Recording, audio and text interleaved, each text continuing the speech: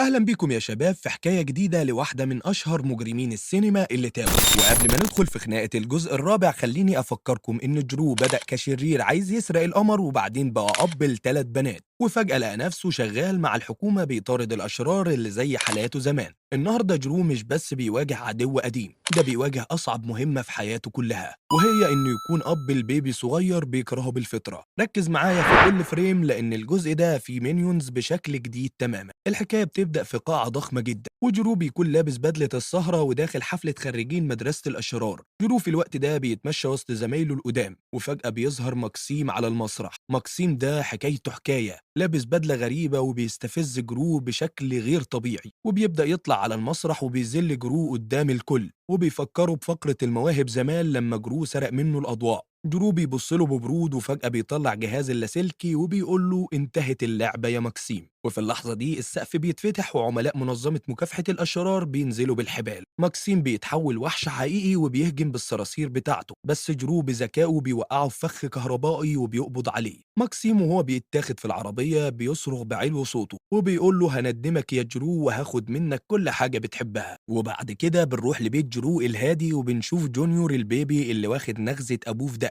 وفي الوقت ده جونيور بيبص لجرو وبيخليه يترعش مكانه. جرو بيحاول يلعب معاه وبيهزر معاه بأي طريقة من الطرق، بس الولد بيديله بوكس في عينيه بدم بارد. وفي نص الهزار والجو الأسري ده بنروح للسجن المشدد، وبنشوف مكسيم وهو بيستخدم تكنولوجيا النانو صراصير علشان يسيطر على الحراس ويفتحوا له الزنزانة ويهرب في مشهد أكشن أسطوري. وبعد كده بنروح لرئيس المنظمة اللي بيكون وصل لبيت جرو، وبيكون وشه باين عليه الرعب، وبيقول له الكلام ده في نمط واحد: مكسيم هرب وجاي يخلص عليك انت وعيلتك. جرو بياخد قرار صعب جدا، لازم نهرب فورا من المدينة دي. وبنشوف المينيونز وهم بيلموا الشنط في عشوائية كوميدية تجنن. واحد كان لابس 10 مايوهات فوق بعض، والتاني شايل موزة وعمال يعيط عليها. العيلة بالفعل بتوصل مدينة اسمها ميفل. المدينة دي كلها أغنية ومناظر طبيعية. جرو بقى اسمه تشات، وبقى بيلبس قمصان مشجرة كأنه طالع رحلة. ولوسي بقت بلانشا وبتبدأ شغلها في محل كوافير،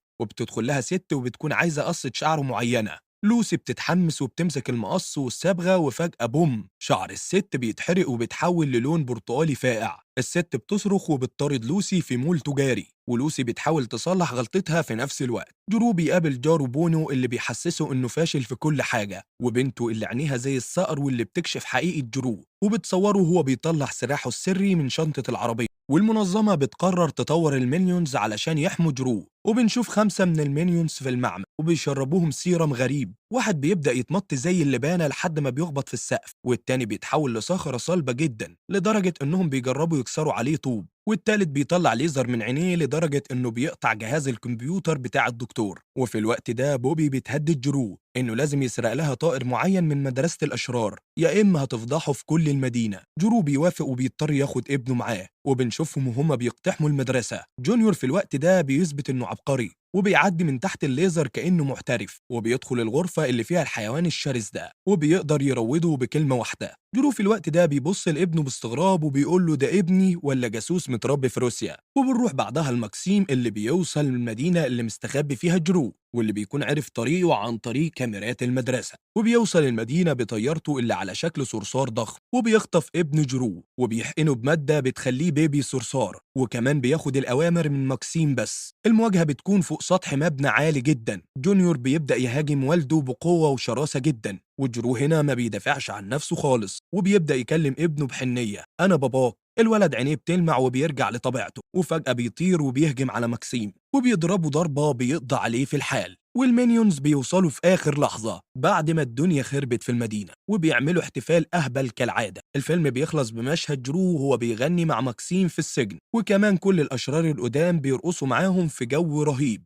ودي كانت حكاية النهاردة. لو عجبك الملخص ما تنساش تعمل لايك سبسكرايب للقناة، وتقولي في الكومنتات محتاج الفيلم الجاي يكون ايه. سلام.